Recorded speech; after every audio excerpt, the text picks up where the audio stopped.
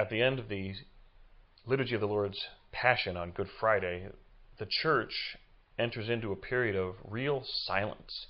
And it's appropriate, as it's reminiscent of the fact that Jesus is in the tomb and all of creation is holding its breath. There has never been such a silence in all creation as there was when Christ lay in the tomb, and all creation waited for that moment when he came out of the tomb in his triumphant resurrection. And so, aside from perhaps a few rehearsals of choirs, of RCA groups preparing to receive the sacraments on the celebration of the Easter Vigil, or a rehearsal of altar servers and other ministers for the Easter Vigil, the Church really does not engage in much formal liturgical celebration. We have the Liturgy of the Hours, the Divine Office, the Breviary, in which there are morning, daytime prayers that are said throughout the Church. But for the most part, things are quiet. And there's a quiet preparation as we remember Christ is in the tomb. A quiet preparation for the great celebrations of Easter in our parishes and in the Church throughout the world. But a bearing in mind that all things are still on this day, as all of creation is holding its breath, awaiting that moment when Christ will come out of the tomb. There has never been such a silence as this. And so as we go through the course of this day, perhaps some people are traveling to get to their destinations where they will celebrate Easter with family.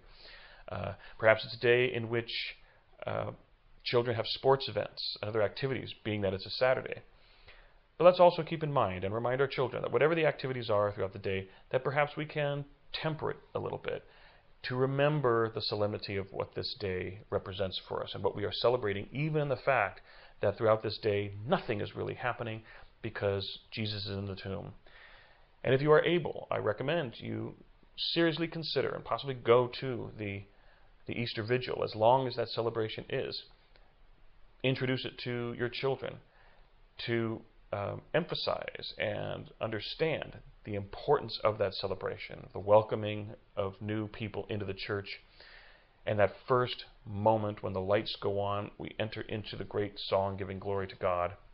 We engage in our regular gospel acclamation for the first time since the beginning of Lent, and the church throughout the world at the Easter Vigil explodes with celebration as we enter into the holy season of Easter.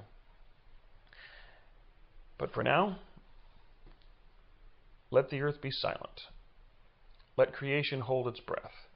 Let us be aware of what is being celebrated, even as we do not engage in any formal liturgical celebration until the sun goes down tonight.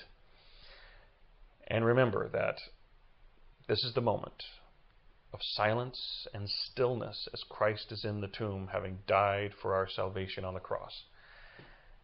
As we prepare as individuals, as a family, as a church throughout the world, to explode into our joyful celebration of Easter. And if you are able to join the church throughout the world in its formal celebration of its highest liturgical point of the year, the Easter Vigil, which will be the launching point for the 50 days of the church's celebration of the Easter season.